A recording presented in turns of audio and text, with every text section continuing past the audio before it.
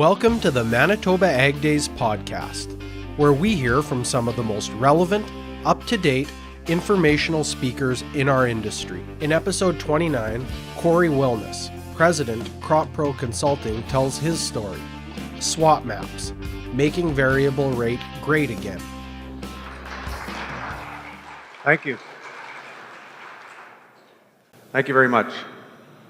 CropPro Cory on Twitter. If you want to tweet anything out, I'm always up for a good debate. I guess she just said all that. We do have a booth in the hall right next to here, so if you're interested in talking to our staff after, feel free. We do have an app that we use, our staff use with all our customers, called croprecords.com. If you want to check it out, you just go to the website. It's free for farmers.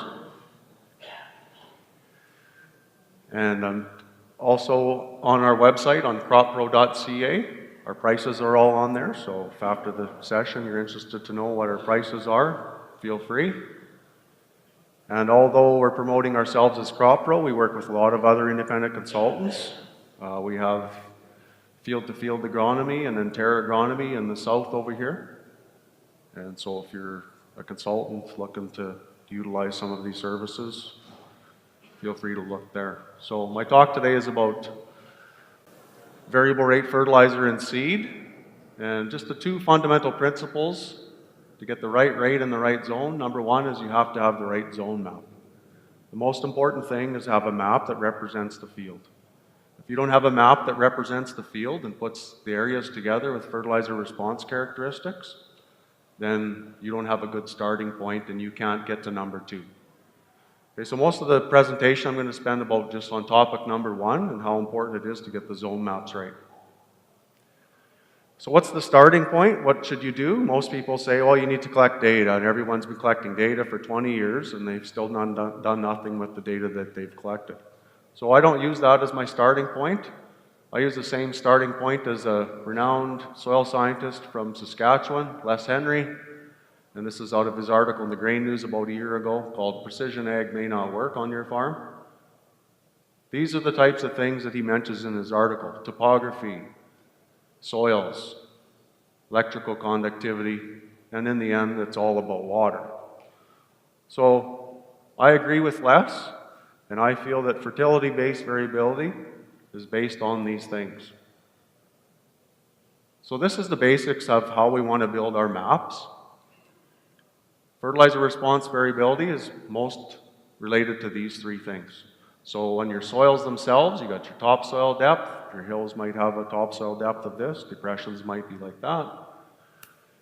That relates to how much organic matter is in those. You can have different textures. You can have salinity. This all influences how the crop grows in the field. Water, we clearly understand where it's running off, shedding areas that are collecting water. And these things are all interrelated, right? Topography, I mean, if you have a hill, it's probably had historical erosion, wind and water erosion, has a thin topsoil, then it sheds water. These things are all interrelated. So how does it relate to fertility? Well, as far as nitrogen mineralization, or nitrogen that's just released from your soil on its own, these eroded hilltops have very little topsoil. It's very low organic matter. This topsoil's all ended up down into here. You got a high percent organic matter down there, and it's probably that deep. So how much nitrogen release is this going to release on its own? Next to nothing. Probably a fair amount, probably a lot. Right? That's how fertility just varies naturally out there in the field. And nitrogen mineralization this is not something new. People always, oh, we need to do more testing on variable rate. We need to do more testing. Well, some of these things have already been tested long, long ago. Ross McKenzie from Alberta Agriculture. Here's your increase in soil organic matter. Here's your increase in nitrogen release from the soil. Nice correlation there. This is not rocket science. Sulfur is a very interesting one. Sulfur also relates to mineralization from organic matter. They're both very organic processes. But when you go out and soil test sulfur, and you get your soil test back, sulfate sulfur, you'll find 99.9% of the time you have this trend. These areas that have low organic matter, they shed water, they always test low in sulfur. Okay, the areas that collect water and have high organic matter always test high in sulfur. 99.9% of the time. That's the way it is. Phosphorus, probably only 70 or 80% of the time it would follow this same trend, where these areas like sulfur or phosphorus is about 50% organic, 50% inorganic. So it's also still related to the organic part of the having topsoil, and the topsoil that blew off here took your phosphorus as well.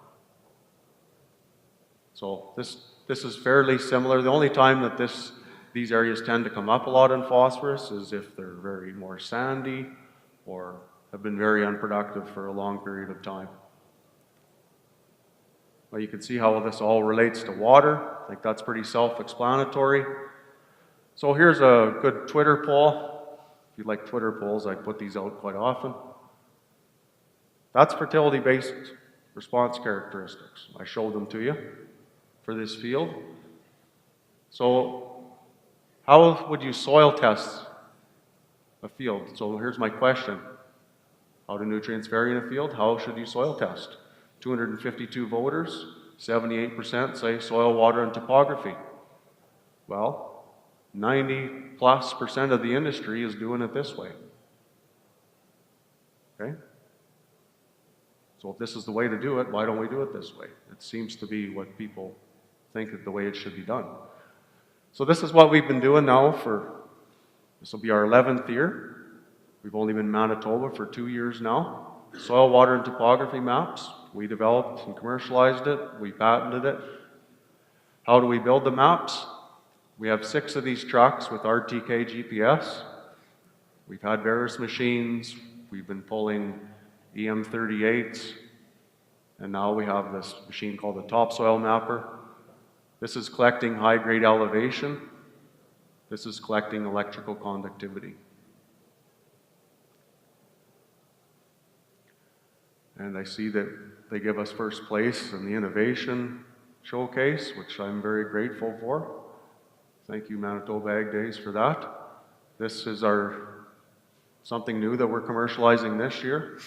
You can understand the cost and maintenance and labor to beat trucks over fields for the last 10 years. So what we've developed is what we call a SWAT box. And we've been testing a few different versions of this. Won't go quite like that. Those are our test units where we have electrical conductivity mapping that's going to be attached straight to people's implements like air drills, harrow bars, air carts. And now this enables us to use people's LiDAR. So if you have very good LiDAR, which basically the whole province of Alberta has done, and a lot of Manitoba is already done. So it's very accurate elevations done with a plane. Or if people already collected it with a drone, for example, we could use that elevation data, and then you could just attach this to your own truck or implement. And it collects and sends the data right to our web server. Here's our zone legend. Basically go out from red to yellow to green. These are what I call high and dry soils. These are sort of your mid-slope and field average soils. These are water collection areas, peats, salinities. And David Lobb, he spoke this morning. I watched his presentation. He did a fantastic job. Here's just his little schematic here of the green line is what the soils would have been naturally. And due to erosion, see, we lost a lot of topsoil and it's ended up down in here. And so it's just sort of a transect of what a soil would look like. And this is what we see out in the field, right? So we'd call this a zone 1. This whole area up here, and then as you go down, zone 5, 6, 7, 8, 9, and the wettest spot would be 10. Again, David Lobb's slide here showing the same thing. We would put these all together as a 1, and those hills would be a 1, so we'd manage them all together. That's what I'm calling a zone. All the areas in the field that are your deepest, blackest soils in here would all be a 10, and they'd all be sampled together, and they'd all be managed together. Okay? So my example field is from Wadena.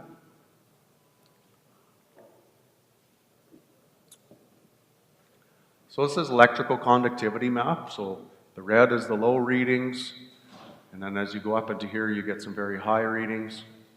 So what the electrical conductivity is measuring is soil textures, soil salt levels and salinity, and it's also a very good water map. Whatever's dissolved in water, you could call it a salt. I like to call them solutes because farmers tend to think of salts are bad, and yet you pay $500 a ton for a load of salt, right? And put it on the field, nitrogen, phosphorus. So salts aren't all bad. You can see the clear correlation in this field with all the high and dry land, areas that's shedding water, low electrical conductivity. Well, it's got low water, low solutes in it. You can see the water started where the water's collecting, where the solutes are collecting. And then these areas in here, the blue and purple, is salinity. Okay, so that's electrical conductivity map. This is from Pilot Mound, just showing you how we use these layers. This is from Henry's handbook here, showing a bathtub ring salinity, where you have a slough in the middle.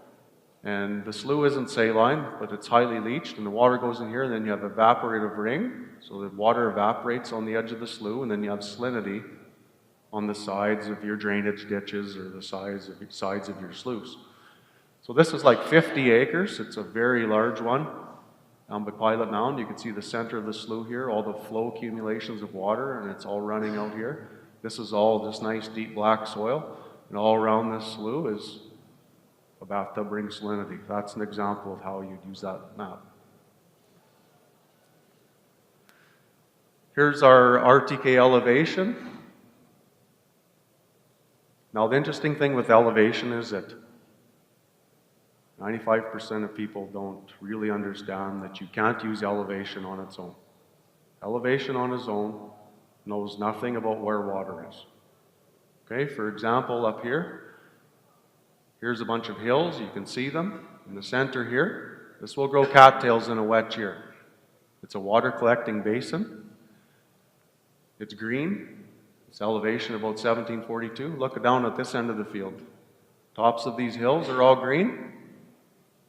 Same elevation, right? Tops of hills, water shedding areas. That's a depression. So elevation itself doesn't know if an area collects water or sheds water. You have to have topography modeling software for this. Okay, so never use elevation on its own in any zone making process. Here's just an example of how good our water modeling is. You can see it over top of Google Earth on this field.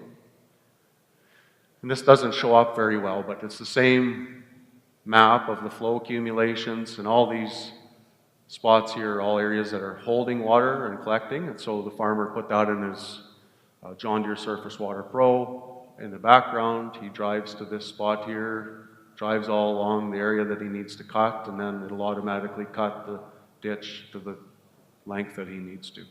Okay, so that's how we model water, and you can clearly see how we would use this. So I showed you these two layers, electrical conductivity and RTK elevation, and now I'm going to show you how we turn that into a zone map. So here's my zone map for this field. Now you can see up here, remember I said that these were water collection areas, so you've got them zoned out in like a zone 8 or 9. All the salinity in this field is a zone 10, all by itself, so we're managing all the salinity together in a zone 10. Whenever your soil testing to zone 10, it's all salinity. This is light salinity. This is your field average soil, and as you go up to here, it's your high and dry soils. You can see these sort of lighter water shedding areas in here. Process called ground truthing, probably the process that's done the least, I think, in our industry, and it should be done the most. When you build maps, you got to go out to the field and make sure they represent the field. When I drive to the tops of these hills with my map loaded up in GPS, here I am showing you these spots on the map. If I drive to the top of this hill and it says I'm in a zone 10, what am I going to say? This map is wrong, right? I can't use this map. There's something we've made a mistake. Right? So that's how it would work. You can see the drone shot here. Doesn't look that good, but I mean you can still see all these red areas, and the point I'm trying to make is that they're all sort of showing up together on the map. Here's the salinity. So whenever you drive to these spots in the field, it should be an exactly right spot, should be the same shape. That's what a good zone map looks like. Here's a shot from the drone here. So I mean, it's kind of hard to see, but this little corner here where we've got it mapped out, and then here it is right here. So if you want to put 0 fertilizer on your salinity, I can do that with my map. When the tractor's driving through here, we would get the prescription to say 0, and we'd shut off here and put on something here, and 0 here, and you see how it works there. This is a 24-inch core from this field. So here's from the zone 1, top of a hill, and it's only got about 4 inches of nice black topsoil, and after that, it's pretty much like subsoil. Here's a zone 8 non-saline depression, and we got about 16 inches of nice black dirt there. So you can see how the fertility matches the soil, water, and topography, right, and how it relates. Most of the industry likes to do it the easy way, with biomass and yield maps. This is all easily collected data, okay? Collecting data for soil, water, and topography maps is very difficult, very time-consuming and expensive, slow. So I'm going through this part pretty quick because I don't want to talk too much about it. We used a drone here. We have 8 years of correlated satellite imagery, and we're building a yield potential map over here. And this is a good yield potential map from this field. So most of the high yields in this land kind of comes out of the mid-slopes. You can kind of picture that here. Salinity and water collecting areas tend to either flood out or, of course, always be saline. So they're low yielding. But you notice in the medium yielding stuff, you've got tops of hills, and then you've got some of these areas around these potholes and stuff. This is one of the primary issues we have of using yield potential maps as zone maps, is you see it puts things together that shouldn't be together. The tops of these hills should not be grouped with these areas that are collecting water, okay? Just, that's not how fertility works. Same thing, you can go to the field and ground truth these maps. So this is one from those pictures I had, was a winter wheat year. You can see 2008 July image.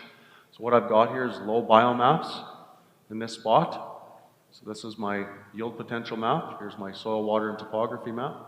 Low biomass, saline depression. Low biomass, top of a hill. Low biomass, top of a hill. Low biomass, saline depression. So I don't want to treat all my low biomass areas the same.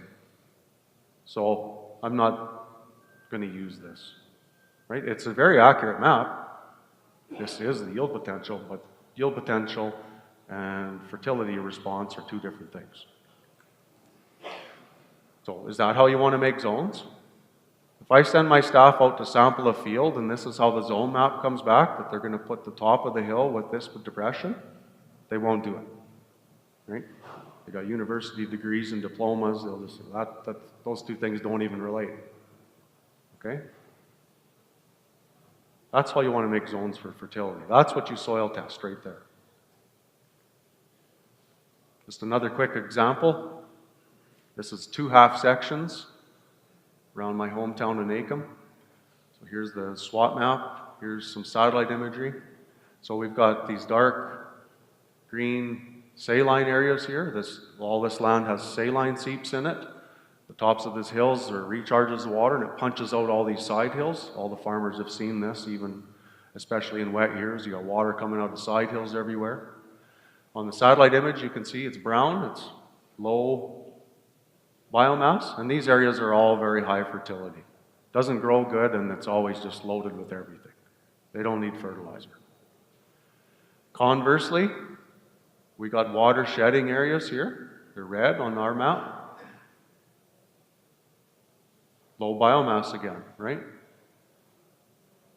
But these areas, they have nothing for fertility. It's been 10 years, it's been wet in the area that I've worked, and we've been pumping on nitrogen, phosphorus, and sulfur hard on these areas, and they've been growing some of our best crops. They're low fertility areas. If you get water, they need lots of fertilizer. You don't treat them the same. Now, just in the corner of this map here, on this side, zoom in, and this is all showing that it's low to medium biomass. It doesn't show up good on the slide here, but this whole area was infested with slugs and they just peeled the leaves right off of it. So why I use this example is you've got salinity, tops of hills, and insect pressure all showing low biomass. Well, it's all correct, right? And it was all, that's how the thing yielded. But you don't treat them all the same when you're going to go put on fertilizer, right? They don't relate to fertilizer.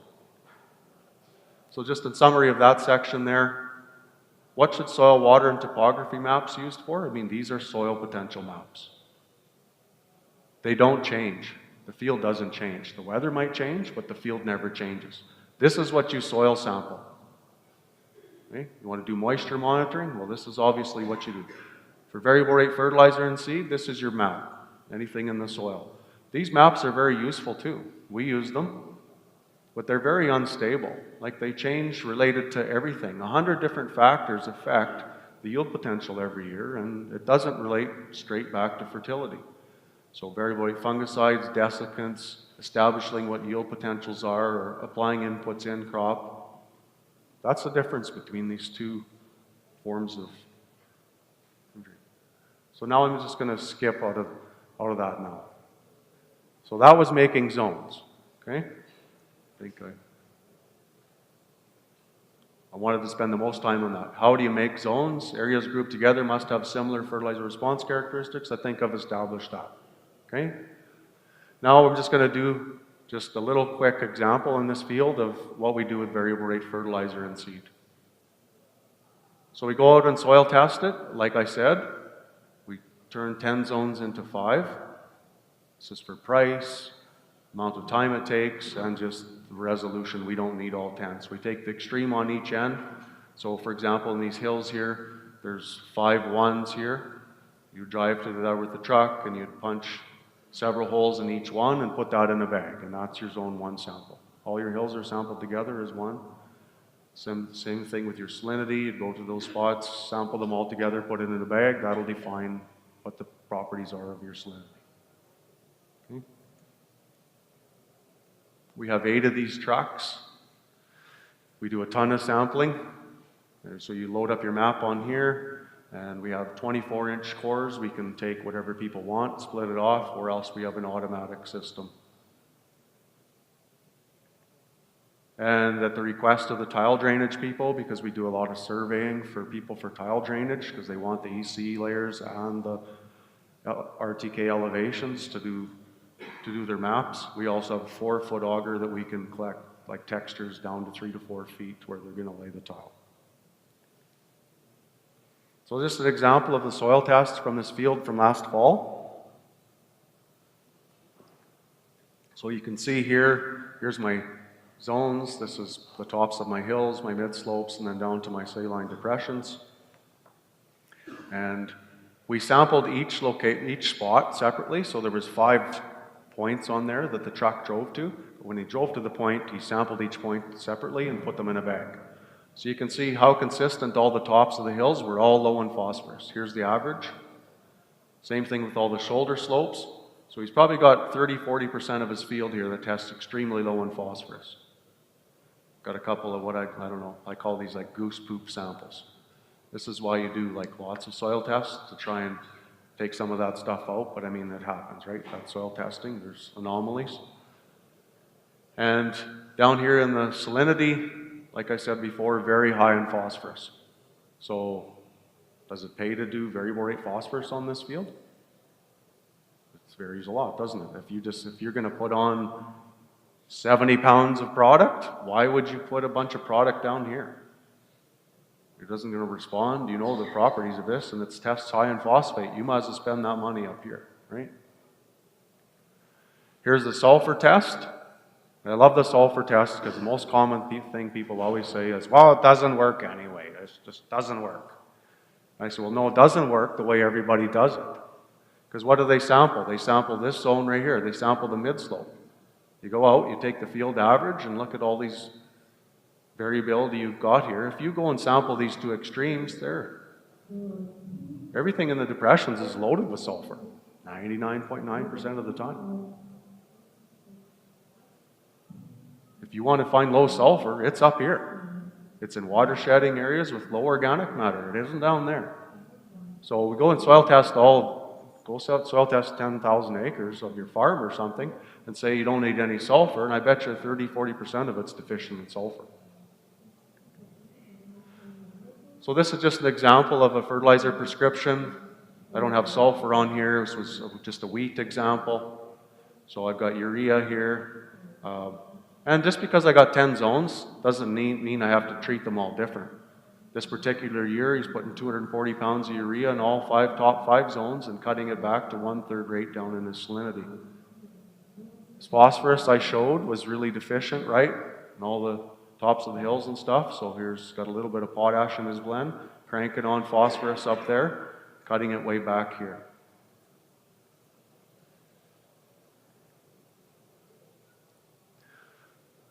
Seed, I picked the example of wheat.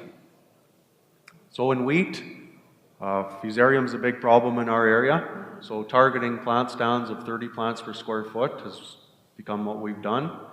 And the main reason is we don't want a lot of tillering. Okay, we want most of our heads in this early flowering stage when you come to spray. If you have 15 plants per square foot, you'll have like all 3 of these stages of heads on one plant, right? And that's not what you want. You don't want to condense your heading. And the other issue is that no one ever talks about, but I've been an agronomist for 21 years now, and the number one problem with the variability in the field is you go out to the field and tops of the hills or the water shedding areas look like this. You go down to the depressions and they look like this. Okay, so not only do you have this sort of within plant variability, there's lots of variability within the field.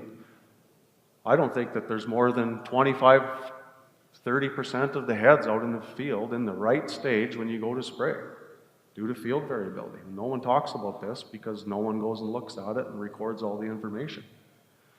So in 2012, there's no research on this. There's nothing, and no one knows what to do. So we said, well, first thing we're going to do is we're going to go out and count plants. So we just went out to all our customers' fields. We went to the tops of the hills, counted their plant stands. We went to their mid-slopes and counted their plant stands, and we went to their depressions. And what we found was the mid-slopes always had the best establishment, 20 plants per square foot. The hills dropped off a bit, and the depressions dropped off a lot. But we also realized we were nowhere near 30 plants, right? So most people always say that they're doing something. We're seeding for 30 plants. I hear it all the time, and I'm like, have you gone out and checked? Do you actually count the plants and you know your numbers? Because I bet you don't have 30 plants. Why is that? Well, here's a few of the reasons. It can be hard and lumpy on tops of those hills. Because it's a little bit harder, it can be a little bit shallower seeding. It's the first thing to dry out. These areas, almost everyone everyone tells us to seed early, but when you do seed early, you're often mudding it in. In those areas, after it dries out, it turns to concrete. Can be deeper seeding. This is volunteer canola growing on a field. The cutworms have got all the volunteer canola cleaned off on all the hills. All the mid-slopes have awesome volunteer canola growing. You can see here down in this run, it's almost still black. It's cold, it's wet, the volunteer canola isn't growing. I'm here to make a spray recommendation, and you're going to spray this out and seed wheat in a couple days. And so that's what you seed into, right? These are when volunteer canola is gone, I seed wheat into this, then the cutworms are chewing on my wheat here, and the wheat's still in the cold, wet soil, and it's growing slow. Those are the factors that we're dealing with. So based on the plant stand counts that we did and our observations, you increased seeding rate a little bit in those hills, put the standard rate in the mid-slopes, and then increased it as much as you could without plugging his drill. Then it doesn't cost a lot to do variable rate seed. He was going to put on 150 pounds anyway, and we averaged out at 155 because those areas are pretty small.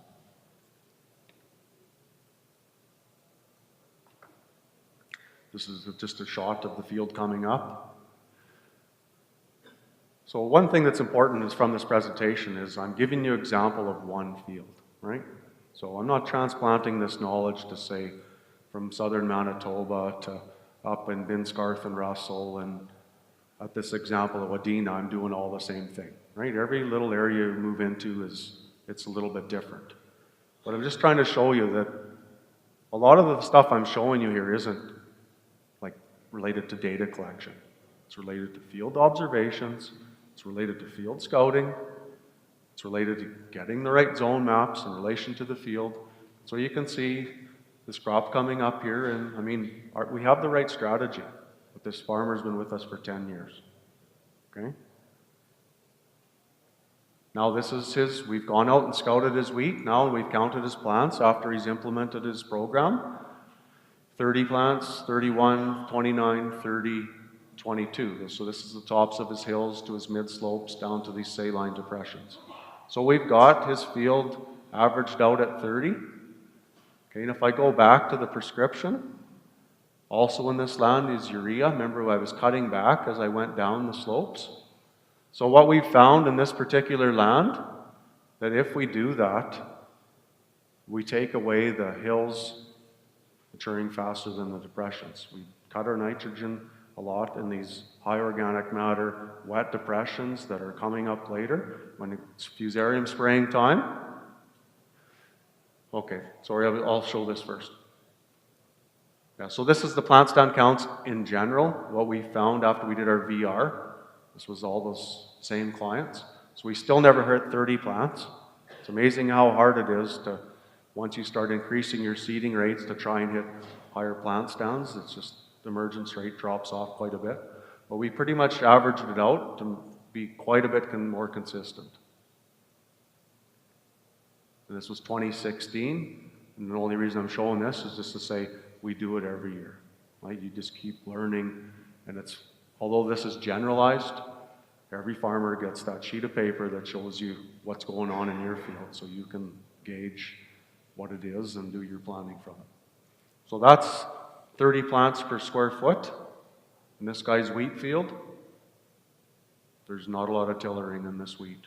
It's all in a very consistent stage. And from hills to depressions, it's consistent. When we go and spray for fusarium, we got a lot of heads in the right stage. And when it comes to harvest a crop like this, if it was more even at this time, guess what happens at harvest time? It's more even, right? So a lot of our seed growers especially, the number one question people usually ask us is, well, how much yield are you going to give me? I'm like, well, it depends on what your goals are. Like, what if all I could give you this year was less fusarium? Would that have value to you? What if I lost a bushel of wheat so I could try doing this? You know, I don't think we're asking the right questions. If it's all about yield, sometimes I think you're missing the boat. Straight cutting is a big thing. Seed growers, I mean, they want nice even crops. They don't want green patches everywhere and stuff. They want that stuff off and in the bin. They can't spray it with Roundup. So it's really important to them. So just to summarize here, it's my last slide. We can't ignore soils. I wrote this article and put it on LinkedIn a year and a half ago, and it's got over 6,000 viewers now and a huge conversation going globally with other soil professionals. 95% of the world wants to do what's easy. It's related to satellite imagery. It's related to yield data collection. Collecting information on soils is hard. And as you can see, we're trying to scale that. We're trying to make it easier to collect more acres of information so that people can have access to this. But if you leave this out, I don't think it's going to work, hence my title, Making It Great Again. Thank you very much.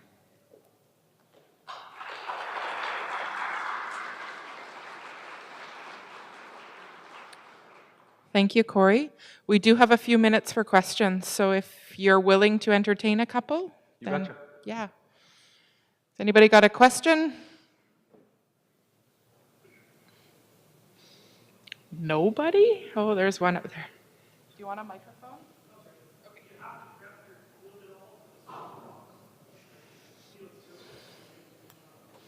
Do you have to prep your field at all for the SWAT box?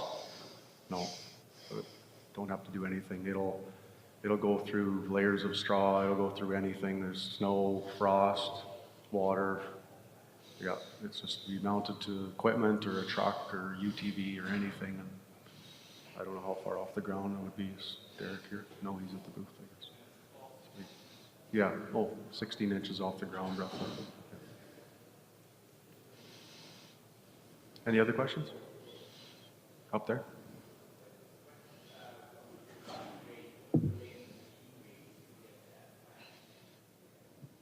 Cory, could you just repeat the question, please? Yeah. What was the range of seeding rates to get the plants down in the example there? In that example, it was 180 pounds on the tops of the hills, 150 in all the mid slopes, and 180 in the depressions. Yeah. And generally what we're running into is you can't get enough seed on with most drills without plugging them in those depressions. If you want to hit 30 plants, it's basically impossible.